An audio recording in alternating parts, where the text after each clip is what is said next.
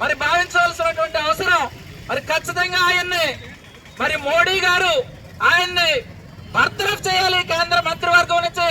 మరి ఆయన ఈ రాజ్యాంగం కనుక లేకపోతే ఆయన ఎక్కడుండేవాడు అమిత్ షా, లేకపోతే మోడీ గారు ఎక్కడుండేవాడు?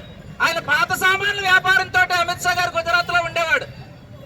టీ అమ్ముకొని మోడీ గారు ఎక్కడో ఉండేవాడు. మరి ఇంకా అనేక మంది ఈ దేశంలో మరి భారత రాజ్యాంగం ఫలితంగానే మరి ఉన్నత పదవులు అనుభవిస్తున్నారంటే ఇది ఖచ్చితంగా భారతీయులు గర్వపడేటువంటి వ్యక్తి, ప్రపంచ మేధావి, ప్రపంచంలోనే ఎంతో మంది గుర్తించినటువంటి మరి బాబాసాహెబ్ అంబేద్కర్ గారిని దుర్మార్గ